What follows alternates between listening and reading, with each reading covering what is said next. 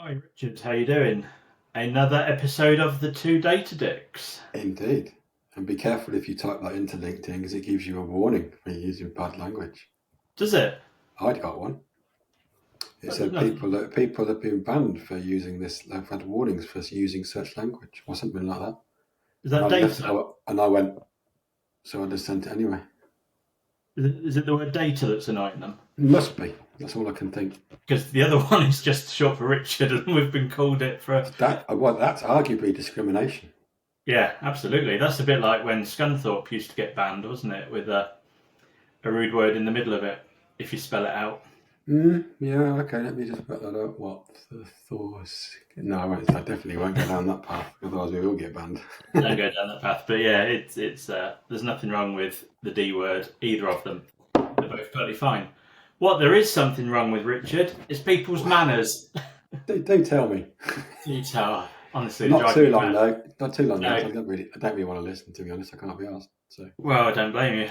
It's a bit rude, but where I live, there's a little path that goes down to the cricket club, and it's have normally a fun. path. 6 days out of 7, it's a path, and that's all it is. But if there's a cricket match on, they open the gates and cars can come down there. And I was walking down the other day, and because it's quite narrow, because it's a path, if I'm walking with the dog, I have to step off and move onto like a verge and get out of the way of the cars.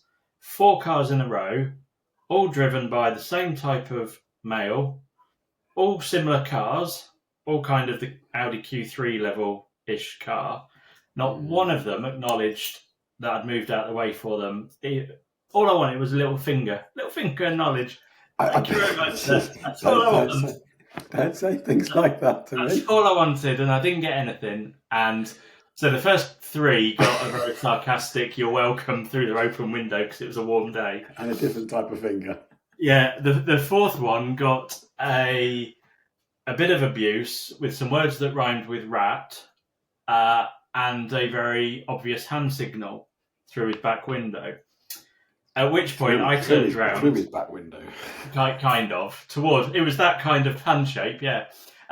Towards his back window.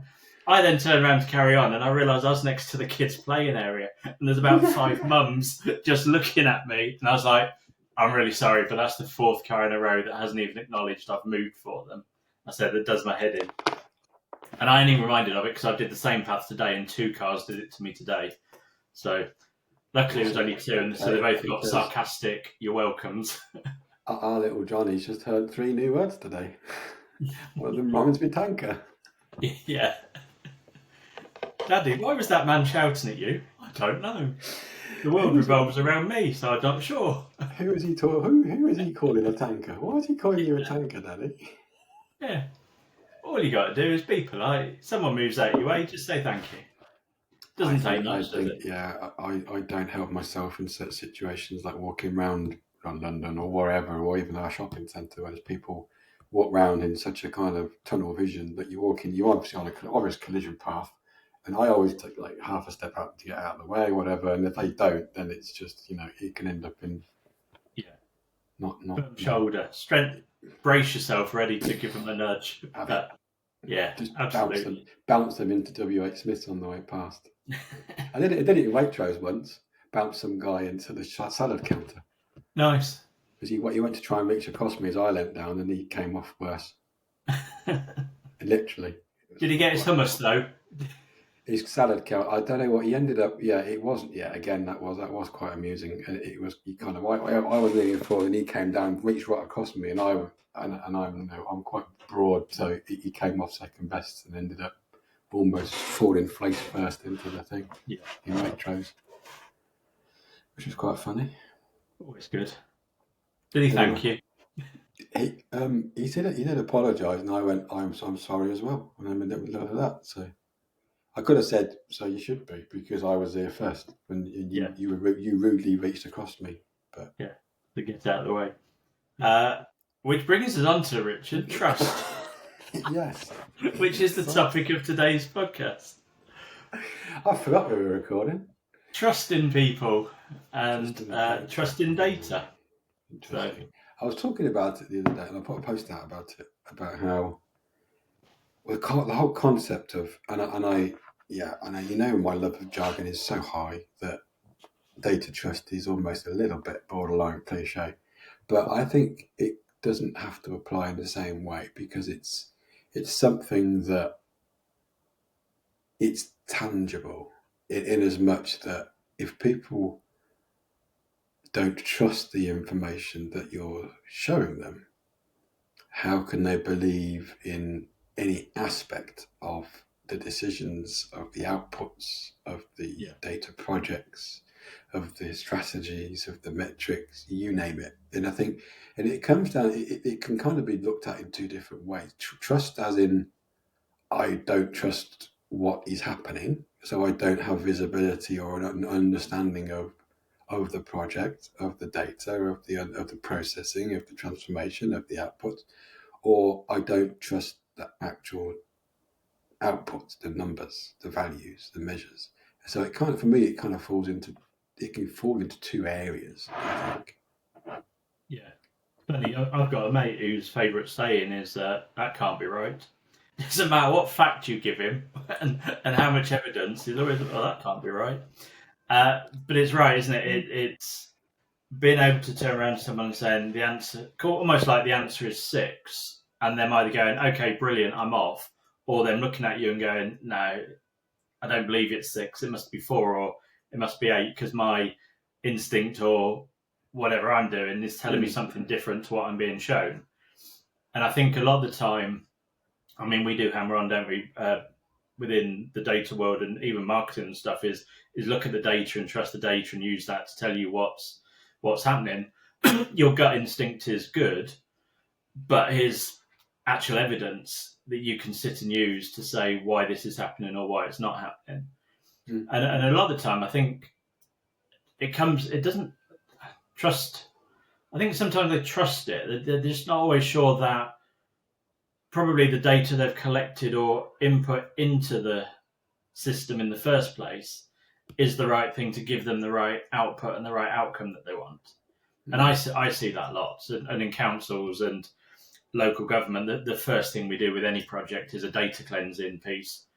Or even if you said to someone, I want an HR report next Wednesday on sickness, it has to be next Wednesday because they pull all the reports and then they spend 3 days cleaning the data before they then give you the report to go on with it. So I think there's an element of people who are inputting data or information into systems, understanding that them putting the right numbers in, the right information, the right thing in the right box, in the right place, in the right format is vital because it's the information that's then being used to make the bigger decisions and everything else further down the line. So where you might have, we did a project actually many years ago in Peterborough, and it was around the contact centre. And actually, we'd ended up putting a few boxes at the end of each call that collected some information about the call. But actually, when we kind of did like the first 2 or 3 months review of the data, about 90% of the boxes hadn't been filled in because the person answering the phone, they thought their job was to answer the next call and kind of just fill the bare minimum in, close it down and move on to the next one. And probably sits with us. We hadn't spent the time talking to them and saying, actually, no, this information at the end of the call, these 3 boxes are the most vital boxes you need to fill in because they're the ones we're using to determine staffing levels, shift patterns, all of that stuff. And so we kind of missed an element of them, say, trusting them to understand what we were trying to achieve and therefore explaining that this is vitally important. They saw it as, well, if I do that, that's 20 seconds. I could have answered another call in that time because you're measuring me on KPIs on how quick I answer calls. Yeah, and that's where the communication piece, as you kind of alluded to, where that comes in. Because if you communicate the aims and aspirations of projects and the aims and aspirations of what you're trying to do and bring that engagement level up, then engagement will breed trust because they understand, the stakeholders, the business understands what you're doing and why you're doing it. And often a lot of projects, not just even in the data world, a lot of projects are kind of prescribed down. And suddenly, a team is sat there going, oh, we've just been given a new system to use or platform. I don't know why. I don't know how to use it. I don't know why I'm using it. And it's the same with data projects and systems. Like we've got given this dashboard, or this dashboard on a screen on the wall, using the contactor as an example. What's that? Why? How am I looking at that? How do I understand what that means? So that good communication to explain not only will breed trust, but it also breeds engagement in the project and buy-in. And then alongside all of that does come the acceptance, the trust, and often really good input as well, and feedback, rather than prescribe something and then go and bollock people for not using something or not understanding it. And as you say, not using those boxes because, well, you didn't tell me that I had allowance to do that, and otherwise I would have done it. If I know it's also going to make my life easier, I would have done it. And it's that piece, isn't it? It's that whole. Yeah. It's not just about the platform. It's not just about an endpoint. It's not just about a box. It's not just about a report. It's about, okay, well, why is it there? Who's benefiting? Why is it there? How are we going to implement it? What does it all mean? And then creating that loop backwards and forward. And as you say, there's an element then of, I think your post today was about dashboards again. And what do you mean again? Again, sorry, I didn't mean again. Every day it's about dashboards. But about understanding then what you do with it and how you use it. So you could give someone the most perfect dashboard that's 100% accurate and giving them the perfect answer. But if they're then sat there going, okay, but I've not got the authority or the power or the knowledge to know what to now do with that information, then again, that whole dashboard's pointless. It's just numbers on a wall that you're kind of... information. It's not an insight. It's just like, okay, great, what does that mean? Yeah. And it's like, the context is missing. So the trust in the person to understand what it means for that person to then trust the information they're seeing, to then empower that person to be trusted to act on that and make a decision. Yeah, that's where the trust bit kind of comes full circle into the whole process. Yeah, and again, local government, from my side, you see so much governance and so many layers of authorizations for stuff. It's incredibly difficult in most places to almost give them a live dashboard that's telling them something, where a manager can look at that and go, yes, we need to do something and we need to do something now. What generally happens is, yes, we need to do something. I'll email someone, or I'll write a paper, or I'll say, put something on next week's agenda, we'll have a chat about it. And obviously by the time that's all come around and it's gone through the full final approvals, whatever you were seeing has long gone and you've moved on to the next problem that you haven't been able to counter either. Mm. So I think there's huge elements of trust within the data itself, what it's showing you, trust that then the dashboard is giving you the right level of information to do something with that data, and then trust within your staff effectively to say, if this happened, you have the authority or the permission to start making changes or make decisions and do something differently until we see almost like the results we want to see coming through, or to try stuff or to have a go at things. And in a contact center, particularly, it's a live environment. It's real time, isn't it? If something's suddenly building and going up massively, you might need to make a judgment call right then and there and say, right, we need to stop doing everything else, and everyone just man the phones for the next hour. Yeah, sort of thing. You can't be sitting there going, well, I'll email Dave and ask Dave if he's okay if we do this, and get Dave's out of office or Dave's in a meeting, and suddenly you've missed the opportunity to be proactive within these situations. Yeah, and is that, I guess this is a little bit of a tangent, I suppose, but it's something I've been talking about and thinking about quite a lot, is that element almost been taken away because businesses are, they're struggling, they're tight, there's an element of resourcing and being able to having to work within certain remits to be able to control what's happening.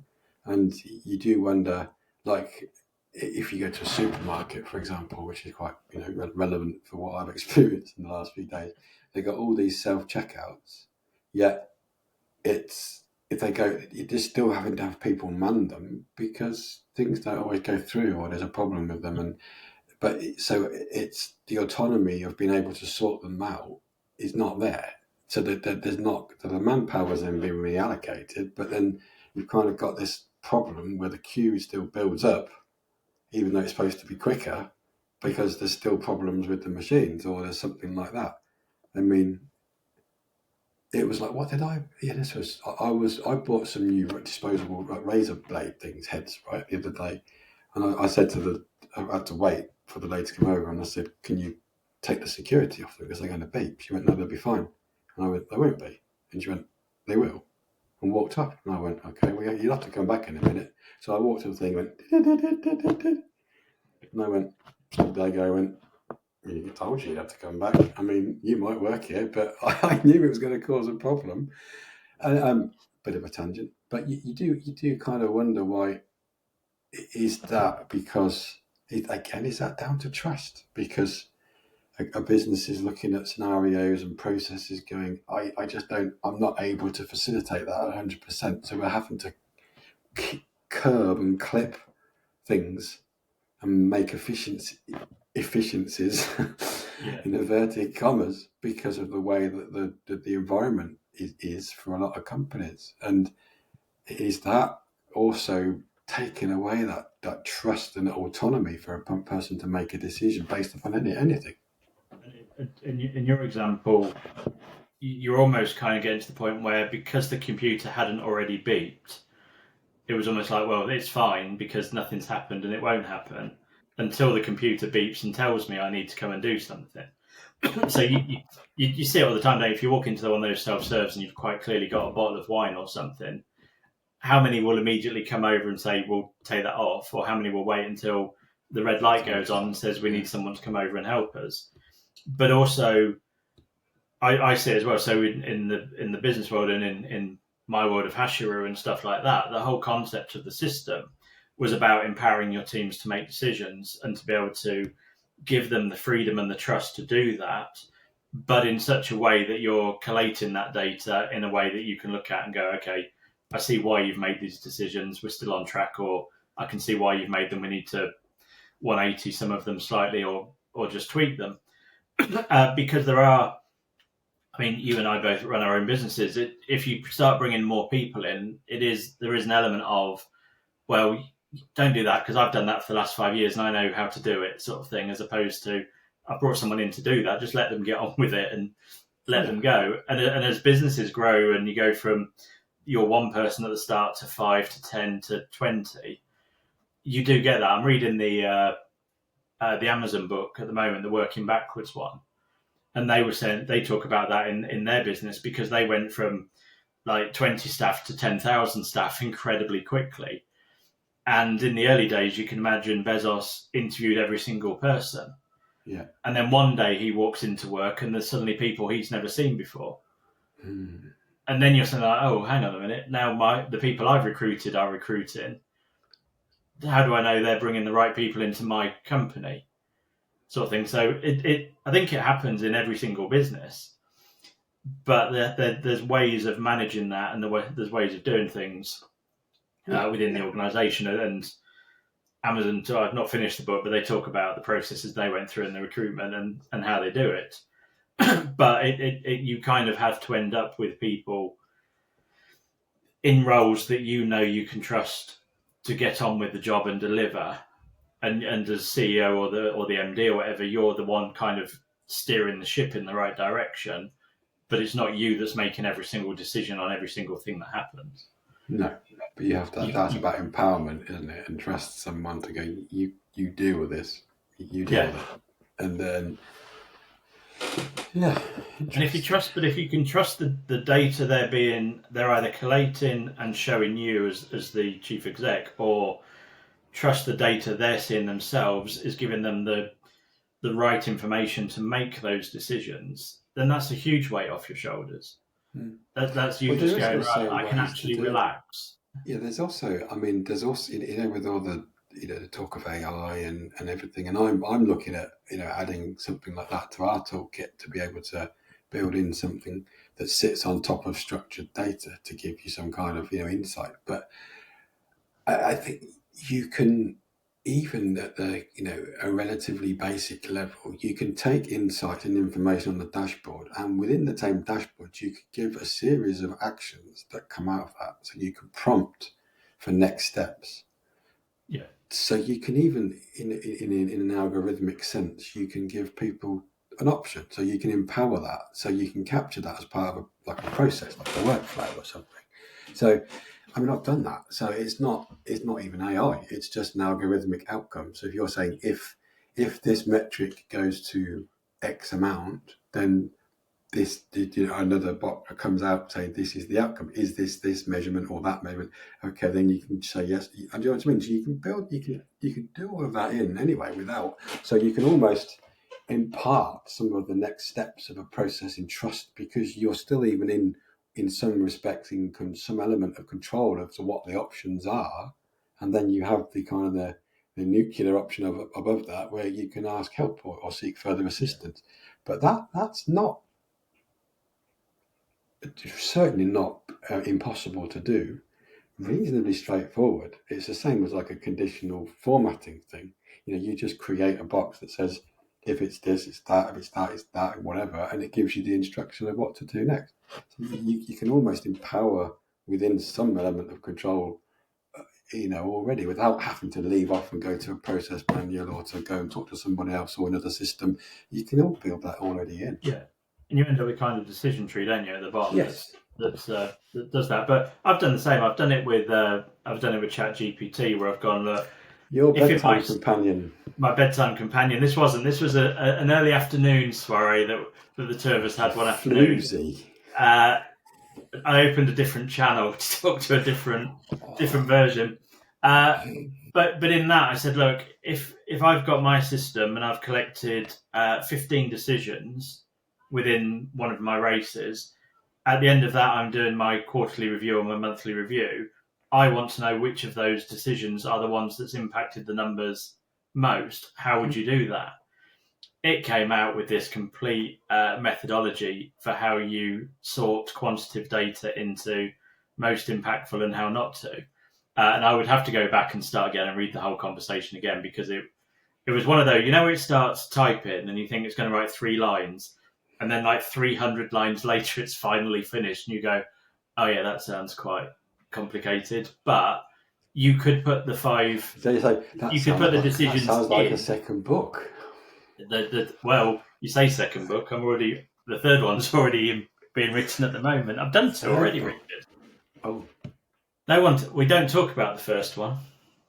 Okay. No one knows about the first one. It's a secret. Well, how can you pull me up for not knowing about it? Well, true. I'll let you off on that one. Secret? No, I wrote it. I wrote one called I Don't Do Technology, and it was back in about 2018, 2019.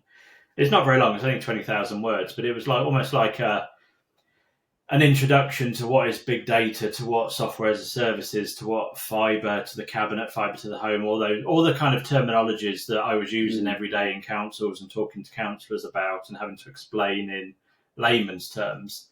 It's like a very quick glossary version of that you can flick through and go, what's big data? And you can open it and go, this is what big data means, as opposed to little data, which is the same as big data, just smaller. I don't even know if there's a line between little and big. Is there medium data? Why not? Anyway, quick tangent.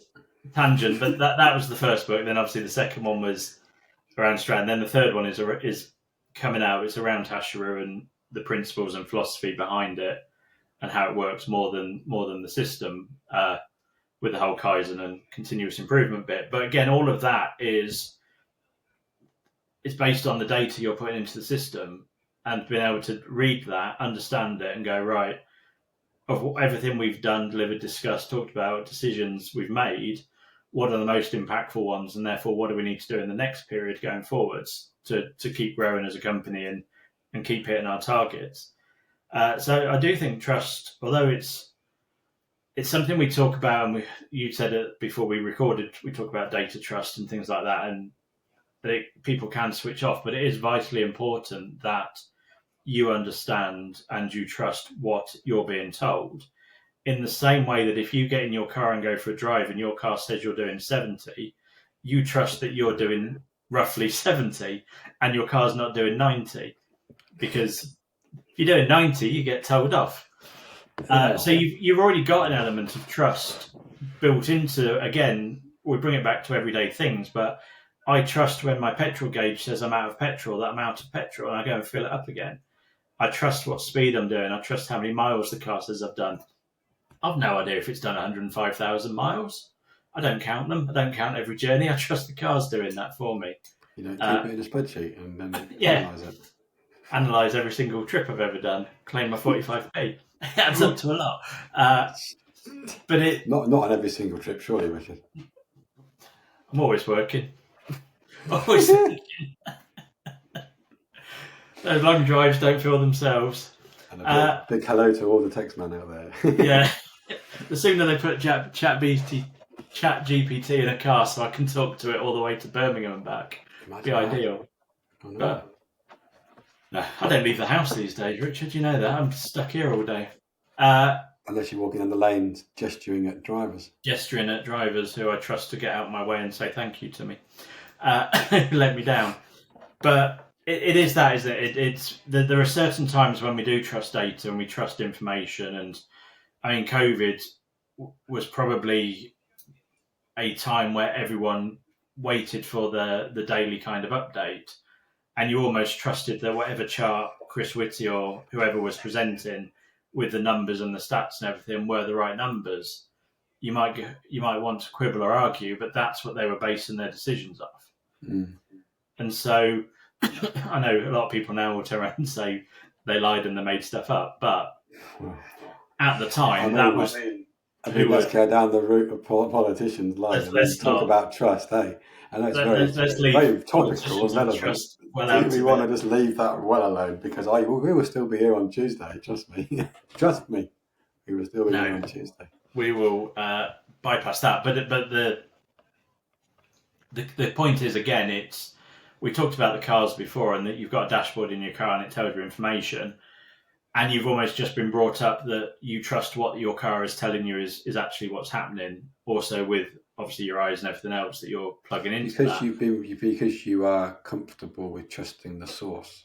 Yeah. So you accept that. And it's the same with if you have enough trust in the source, in the data that the dashboard is showing, even if you then have offshoots and, if you look at a dashboard, you've got tabs with other drilled out texture. You trust that, so anything else you do after that is trusted. And I work on the basis of that. I don't just go somewhere and work straight to a dashboard and then the dashboard is the first thing the customer sees, because even though they've asked for a dashboard, simply because I'm showing them numbers that they go, okay. But what I also want to do, even if it reconciles to current reporting, is that how do you know the current reporting's right? Yeah. So that's not a mistrust issue on my behalf. It's going, okay, well, as we're building this in, as we bring the data into the world, we test it, reconcile it. Then as we do any transformations or data modeling or whatever, we validate it. So, and check with the customer, the stakeholders, whatever, just to understand that, well, as we're going through this is still right, or particularly if there is an anomaly that's come out, or there's a whole stack of stuff that's not used or redundant, or do you ever use this, or can be tidied up, or can we change that? So you're building out that trust throughout the process. So when you do present a dashboard, you are reasonably confident that it's accurate, and so is the client, because you can see the steps that have been taken, it's been gone through and signed off all the way through. So you're not then going, you will have things that aren't right. That's just the nature of any project. But you go, actually, okay, I get it. And I'm buying into the project and I'm buying into what you're showing me because I know what you've done and I know how you've signed it off and tested and validated it. Yeah, and similarly on a much smaller scale, and the other topic is starting small, but when I demo Hashroot to people, actually, if you open the system, the first screen you come to is the dashboard. But I never start on that screen. I start further into the system. So again, you're building that picture of this is how we kind of break things down into programs, how we break all your work down into projects, even though you don't call them projects in real life, how you break that down into time boxes, how you then categorize your data, that comes across, and then we build the reports out. This is what your reports are showing you. And by the way, we can take those reports from the back of the system and bring them all the way to the front and present you them as the dashboard that you're now seeing all that information on. Because again, if you started with, here's a beautiful dashboard, before you've kind of explained the process of how you've got to that point, it doesn't mean anything to anyone.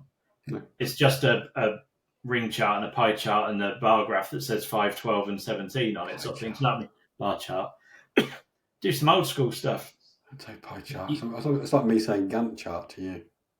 You got to go where the people are.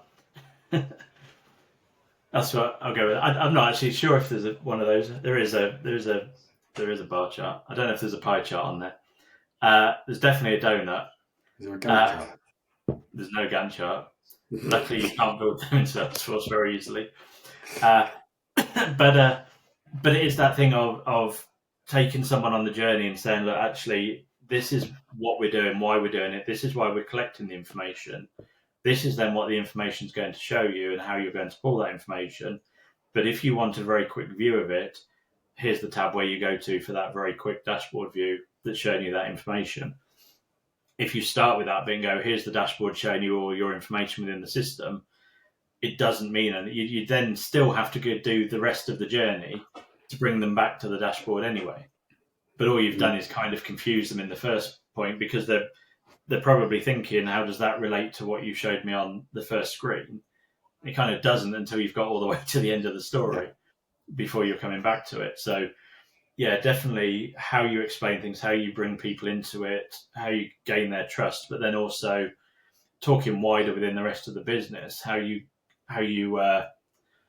kind of empower teams as well to use the information and trust that they're going to make decisions. And as you said, with either like built-in decision trees or algorithms, or dropping it into AI and saying what's the best course of action that we do, you can start to see how you can use data and information within your business much better, quicker, to get better results for you, rather than, like you said initially, here's a dashboard and everyone looking at it going, not sure if that's right, or that looks bad, but hey ho, let's carry on regardless and keep going and see if it gets better tomorrow. Yeah. If someone could turn it on and off again, it might be different. Just turn it off and on again, it'll be fine. Come on, we know how to reset. Yeah, it's interesting, yeah. I think where does that manifest itself as well? It's if you break everything down in an organisation, most of it falls back on trust at some point, doesn't it? You're trusting people to do the processes, you're trusting the information, the systems to give you what you need, and to behave in an appropriate way that they do what they're going to do. But there's often, I think there can be some element of mistrust even in some systems, being able to do what they need to do, because I think that how many times do you have one system and then they try and upgrade a company, or then try and upgrade to another system, but then suddenly they can't let go of the other system because there's something not quite how it works in the other in the replacement system, and you can end up with two, and then it's like, I think that there's so much. And is that a trust thing around the sales, the supplier, the sales, the platform, but be just saying that it'll be fine and do everything, or do there has to be an element of trust there, but also an element of responsibility to be able to do your due diligence, to be able to ensure that actually it is going to do everything that we need it to do. It's not just this fancy pants whole new fancy thing that we're going to rely on to do everything. And that goes back to data and AI. It's like, well, we don't just trust everything ChatGPT, well, you might, because obviously it's your bed buddy, but don't just trust everything that ChatGPT says, because it's not going to be right. And there's a big caveat at the bottom saying it can get it wrong. But, there is stories of people putting things in there and relying on it wholeheartedly that you can, right. And that's there's an element again of due diligence. But then, should you have to do that? But if you trust it from source to endpoint, then you should be able to rely on it 100% to contextual number, but then contentious number as well. But you should be able to rely on what you're showing. And if you know 100% that you specified it, what it means, how it goes, then you have that there. Yeah. I was going to say, as you know from my incredibly good second book, Be the Five, there's a section within that there that talks about even when you're looking at software and buying new software, it's not about the software. It's about the data. It's the data that's going into the software and then the information that is going to tell you. And too many times I see procurements where they're hung up on, does it do X, does it do Y, can it integrate to this, or what server does it need to sit on, blah, blah, blah. Not, what is it collecting, what is it telling me, and what does that mean I'm going to be able to do better in my job or do differently in my job that I couldn't do before. And it is that the requirements gathering historically, I think, from systems has always been almost to a point, can it do everything my old system did, but slightly nicer, as opposed to... This is an interesting point. Does it collect the right data and allow me to do stuff with it? Yeah, and that is often sometimes the case in data projects where a new platform comes in or a new system comes in, and the opportunity there at that point is to reevaluate everything you're doing from a reporting and dashboard perspective. Question your metrics, question your insights. Are they still relevant? Are they still insightful? Is an insight insightful? Are they still giving you the information you need? Are they accurate? Can you change it up? Can you consolidate? Can you be more efficient? Don't just go, oh, well, we need it to do everything that the last one did. It just looks better. Yeah. Or it's cheaper, or it's more expansive, or whatever. It's more scalable. Take that opportunity, and it's the same with any system. Take the opportunity to go, right, okay, now can we change what we're seeing? Can we do it better? Can we reevaluate the whole process? Because that way also alter your purchasing decision, potentially. Don't be seduced by the likes of fanciest dashboard out there from Power BI or Tableau or Click, insert any other tool. It's, work out what you need it to do, not what you're doing now. What do you need it to do now? That makes sense. Not what you are doing now, what you need it to do.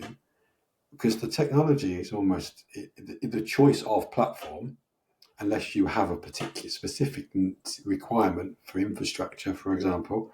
But most of them play nicely with most things. So it is kind of irrelevant. And I say that, it doesn't matter. It's personal preference a lot of the time as well.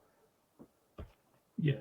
And I did a project 4 years ago. It was in lockdown with Durham Cathedral. And we were looking at new systems for them. But we went through a whole exercise of what is it your department needs to achieve over the next sort of 5 years. I was working across the whole org, but we broke them down into their individual departments. The donation team were looking at it and saying, okay, we need to raise X amount of money over the next 5 years.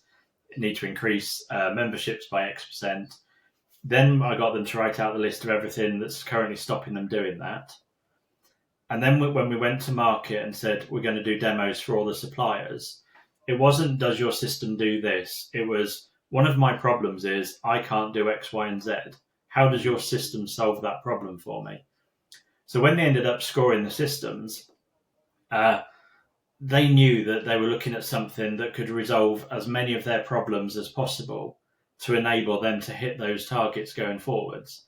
So there wasn't a sticking point where they just, you can walk into a demo, can't you, and just go, show me every feature and show me everything your system does.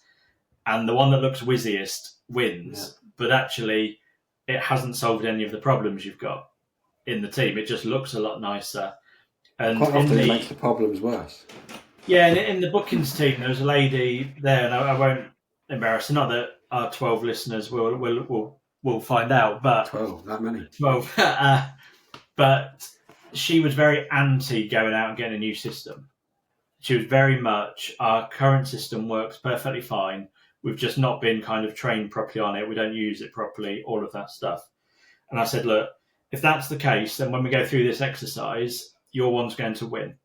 And then there's no project to happen. We're fine. We went through the exercise, and about 4 weeks in, after a few demos, she messaged me and went, yeah, you're right, our system's rubbish. And I think, I can't give the exact scores. They were roughly out of about 200 that they scored it out of. 2 systems got something like 182 and 179. And their current system, I think she scored around the 79, 80 mark. And you were kind of like, that's so far removed from where you thought you were when we started this. But if I'd just stood up and gone, just get 3 in and demo them, the one she was currently using, she probably would have stuck with. Yeah. Because actually, looking at it on screen and how it works, again, isn't it? She trusts it. She knows how to use it, but she doesn't trust what you're telling her, and that's no offence to you. It's why would you? Just some random consultant who's turned up and is telling you the system you've used for the last 5 years isn't very good. But she went through the exercise, and at the end of it, she came out and said, "Yeah, you're right. The system we were using wasn't very good. They got this new one in. She absolutely loves it, and is like an advocate for it in other organisations as well."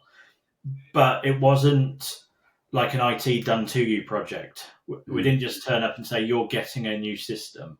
Regardless, it was, well, we're going to do the exercise. I'm going to push you on problems and action, ambitions, and what you want to achieve.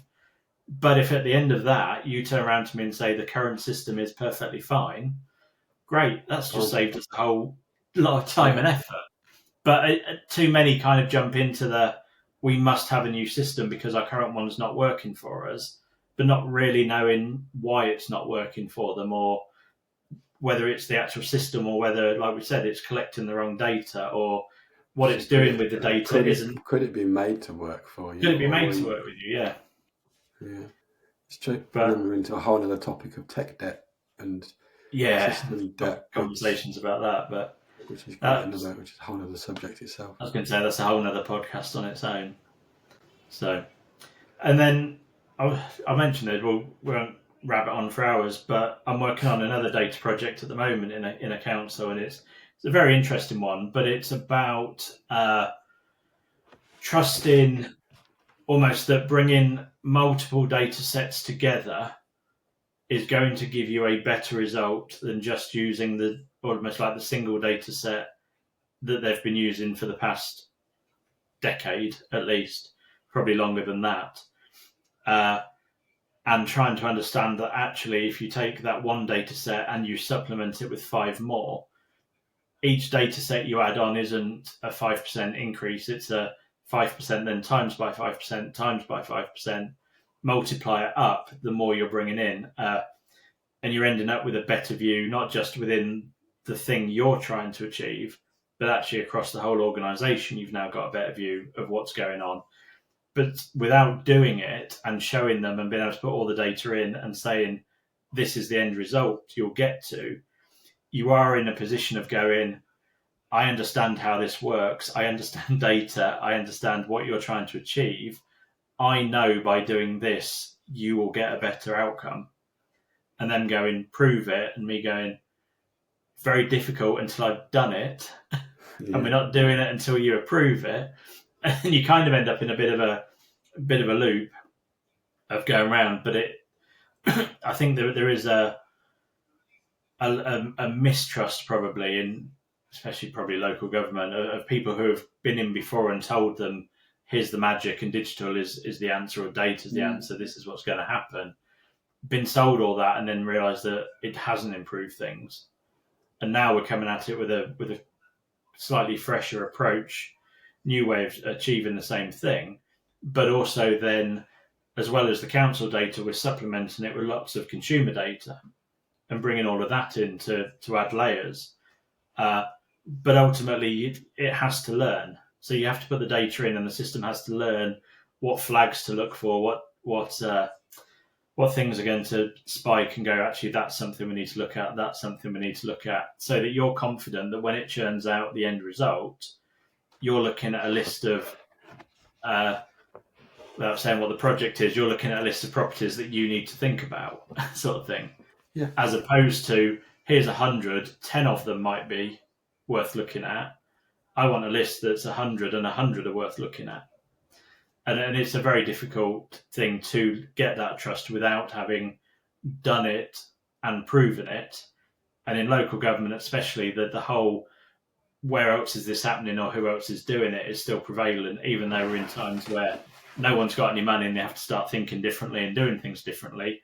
They still don't want to unless someone else has done it, which is a really difficult position to be put in sometimes.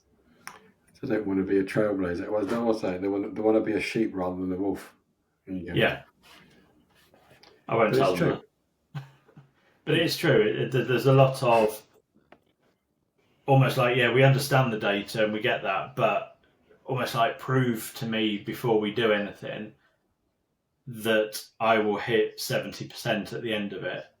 It's the same. It is the same, isn't it? I think that was the other topic that we were going to touch on today, but I think we've kind of run out of time. But maybe next one is starting small, is that you realise the value of what you're doing by targeting something specific that is doable without sign off, that is part of the condition of the project to go, we target this specific area, we can realise this, we can do this, we can prove we can do that, we can save this amount of time, this is the cost, we've proven the cost, we've proven the scalability, boom. And that's a very attainable in a small sort of agile, rapid sprint window that you can then evolve out from, that you can then go, okay, now you've built that trust, I trust now what you've done, so we can now move on to the kind of the bigger scale, bigger piece of work. Yeah, definitely.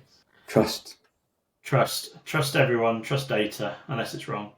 I don't trust Gareth Southgate. It's going to change his team tomorrow. I like that one for parting note. And he's got so much data to base his decisions on. He just chooses to very little trust. I think he just goes, what am I feeling? What am I feeling? I have a different view. I have a view that he opens the paper and goes, what's the paper telling me I should do? Oh, I won't do that. The opposite of a popular opinion. Yeah. The opposite of what all the pundits, all ex-managers, everyone's telling them that would be a better option. Although I did see that he might go for a different formation tomorrow, which I think would work. But whether he will, I don't know whether that's the press trying to force his hand. But he won't take Kane off. He can't not start him. He can't not do Bellingham. He's got this. He gets it in his mind that that's what happened. He's done it every tournament. But we know last time he got hammered for not attacking Italy in the final, for sitting back, and he's agreed to do it again. But I mean, at the moment we're still winning. If we beat Switzerland, he'll turn around and go, "Told you." I told you my really boring approach working. Yeah, if we're going to win the Euros by boring everyone else to death and just winning 1-0, then fair play. If that's what people want, I'm fine with that. Although if that's going to happen, can you please just tell me not to watch the other 98% of the game? Because, some of it is just utterly painful. I always say, if you're the opposition playing against us, you should just let us score in the first 2 minutes, and then you've literally got 88 minutes to go on the attack. Training session, shooting practice. Shooting practice. Don't try and hold us up. Just go and let us score straight off. We'll sit back and then you can come at us. Well, right, there we go. Come on, boys. Let's tidy it now. Let's go for it. So, right, mate, let's call it a day, and I'll speak to you next week. Indeed. All the best. All the best. Thank you. Cheers, mate. See you.